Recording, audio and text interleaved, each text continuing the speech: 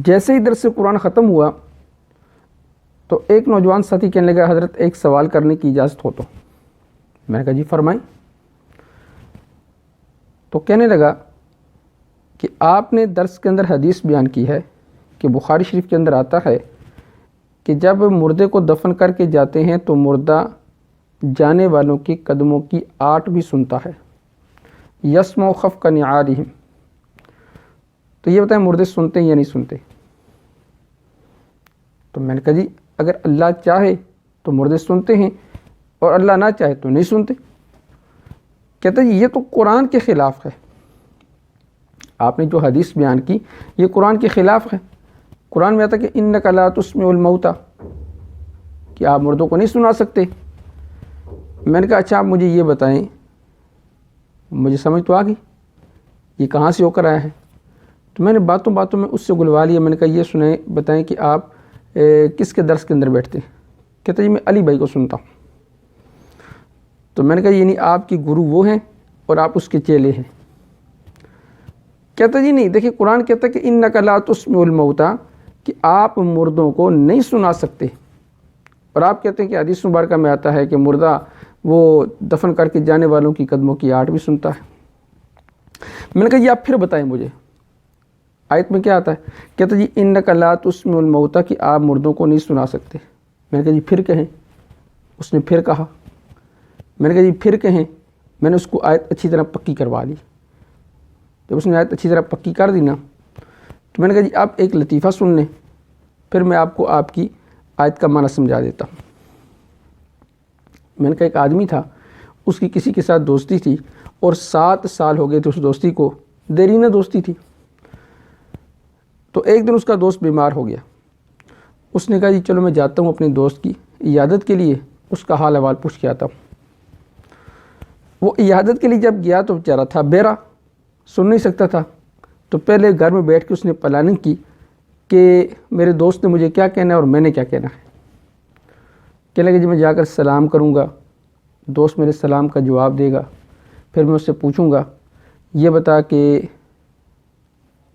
اب طبیعت کیسی ہے؟ تو وہ کہے گا جی کہ اب بہتر ہوں، تو میں کہوں گا جی الحمدللہ۔ پھر تھوڑی دیر کے بعد میں اس سے سوال کروں گا اچھا یہ بتا دوائی کون سی استعمال کر رہا ہے؟ تو وہ بتائے گا جی میں فلاں دوائی استعمال کر رہا ہوں، تو میں کہوں گا جی ماشاءاللہ بہت اچھی دوائی ہے۔ پھر میں اس سے پوچھوں گا کون سی ڈاکٹر سے علاج کروا رہا ہے؟ تو وہ مجھے کہے گا جی فلاں ڈاکٹر سے علاج کروا رہا ہوں، تو میں کہوں گا جی بہت اچھا ڈاکٹر ہے۔ تو یہ اپنے پاس سے ہی نا وہ سارے قضیے کلیے بنا کے وہ چلا گیا اور جا کر کہتا جی السلام علیکم۔ اس کا دوست کہتا جی وعلیکم السلام۔ تھوڑی دیر بیٹھا، بیچارہ تھا بہرا، سنتا نہیں تھا۔ تو کہتا جی کہ آپ کا کیا حال ہے؟ وہ بیچارہ کچھ زیادہ بیمار تھا، تو کہنے لگا جی مر رہا ہوں۔ تو یہ تو اپنے ذہن کے اندر پوری پلاننگ کر کے کیا تھا نا، کہنے لگا جی الحمدللہ الحمدللہ الحمدللہ۔ دوست کو بڑا غصہ آیا، میں نے کہا میں مر رہا ہوں اور یہ کہتا جی الحمدللہ۔ اٹھ کے بیٹھ گیا وہ۔ تھوڑی دیر کے بعد اس کے دوست نے پھر پوچھا اچھا یہ بتاؤ دوائی کون سی استعمال کرتے ہو؟ وہ تو پہلے ہی جلا بنا بیٹھا تھا، وہ کہنے لگا جی زہر کھا رہا ہوں۔ اس نے کہا جی ماشاءاللہ ماشاءاللہ بہت اچھی دوائی ہے، بہت اچھی دوائی ہے۔ اس سے بڑا غصہ آیا، اس نے کہا میں کہہ رہا ہوں زہر کھا رہا ہوں، یہ کہہ رہا ہے بڑی اچھی دوائی ہے۔ تھوڑی دیر کے بعد اس نے پوچھا اچھا کون سے ڈاکٹر سے علاج کروا رہے ہو؟ اس نے کہا جی اسرائیل علیہ السلام سے علاج کروا رہا ہوں۔ اس نے کہا جی ماشاءاللہ بہت اچھے ڈاکٹر ہیں، آپ فکر نہ کریں آپ بالکل ٹھیک ہو جائیں گے۔ اس سے بڑا غصہ آیا، اس نے اسے دھکے دے گھر سے نکلوا دیا۔ اب دوست بڑا پریشان، یار میں اس کی عیادت کے لیے آیا ہوں، میں نے کوئی ایسی بات بھی نہیں کی اور اسے مجھے دھکے دے کے گھر سے نکال دیا۔ اب وہ خود بہرا تھا، اس کی باتوں کو سمجھ نہیں سکتا تھا، تو نہ سمجھنے کی وجہ سے اپنے پاس سے وہ قضیے کلیے ملا کر اس کا جواب نکال رہا تھا۔ یہی حال مرزا صاحب اس کے چیلوں کا ہے، بیچارے اصول و ضوابط سے بالکل ناواقف ہیں اور خود ہی قضیے کلیے ملاتے ہیں۔ ڈکشنری کو سامنے رکھا، لغت کو سامنے رکھا، اس کا معنی نکالا اور نکال کر عوام کو بتلا دیا۔ میں نے کہا جی آپ کا بالکل یہی حال ہے، آپ یہ آیت پکی یاد کر لیں انک لا تسمع الموتى ولا تسمع الصم الدعاء اذا ولوا مدبرین، کہ آپ نہیں سنا سکتے۔ میں نے کہا جی جب نبی اکرم صلی اللہ علیہ وسلم مردوں کو نہیں سنا سکتے تو آپ سے بڑھ کر کائنات کے اندر کوئی شخصیت ہے؟ کہنے لگا جی نہیں۔ تو میں نے کہا اس کا مطلب ہے کائنات کا کوئی فرد بھی مردوں کو سنا سکتا نہیں. ایسے ہی ہے. کہنے لگے جی ایسے ہی ہے. میں نے کہا اب یہ آیت پکی یاد کر لیں. اب جب قبر میں آپ جائیں گے تو قبر میں جب آپ سے جا کر منکر اور نکیر پوچھیں گے نا مر ربوں کا من نبیوں کا ما دینوں کا, مجھے یہ بتائیں کہ ان کے سوالات کے جوابات, ان کے سوالات آپ سنیں گے یا نہیں سنیں گے؟ وہ آپ تو کہتے ہیں مردے نہیں سن سکتے. اگر مردے نہیں سن سکتے تو مر ربوں کا آپ کو سنائی نہیں دے گا, من نبیوں کا آپ کو سنائی نہیں دے گا, ما دینوں کا آپ کو سنائی نہیں دے گا.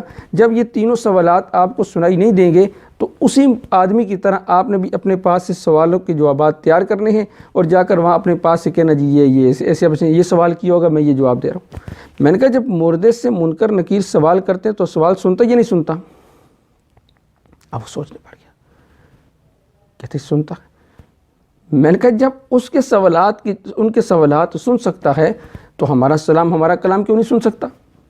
میں نے کہا ظاہر بات ہے وہ سنے گا تو جواب دے گا نا, اگر سنے گا نہیں تو جواب کیسے دے گا؟ اچھا میں نے کہا ایک اور انداز سے اس بات کو آپ سمجھیں.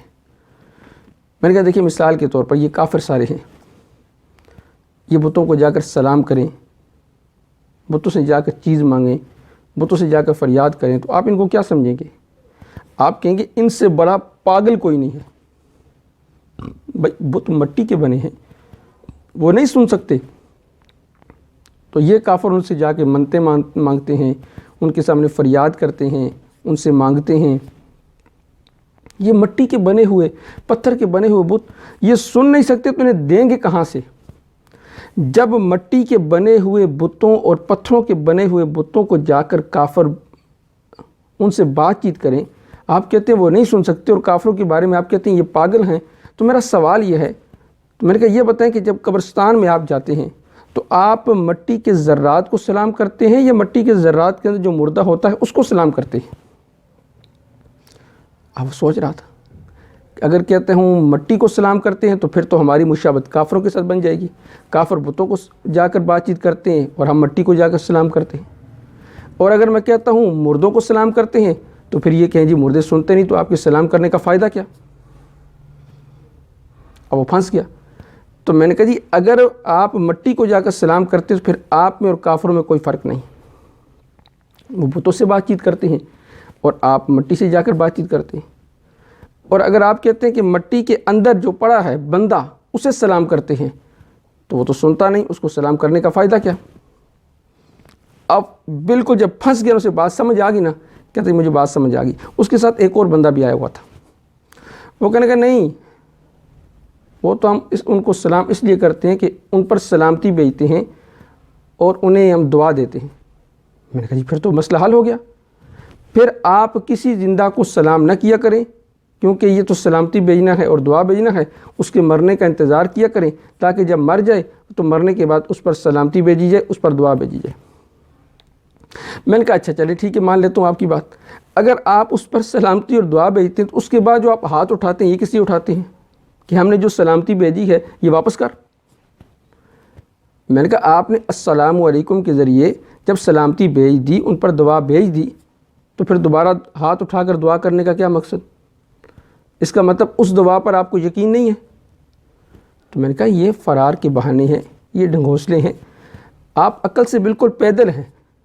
اس آیت کا مطلب وہ ہے ہی نہیں جو آپ کہہ رہے ہیں انک لا تسمع الموتى ولا تسمع الصم الدعاء اذا ولوا مدبرین. اس کا مطلب یہ کہ آپ مردوں کو نہیں سنا سکتے. انک لا تسمع الموتى ولا تسمع الصم الدعاء اذا ولوا مدبرین, جب وہ پیٹھ پھیر کر بھاگتے ہیں. میں نے کہا مجھے یہ بتائیں کہ کبھی آپ نے کسی قبرستان سے مردے کو پیٹھ پھیر کر بھاگتے دیکھا ہے؟ میں نے کہا یہ آیات کافروں کے بارے میں, اس کا معنی وہ نہیں جو آپ سمجھ رہے ہیں, معنی نفع ہے.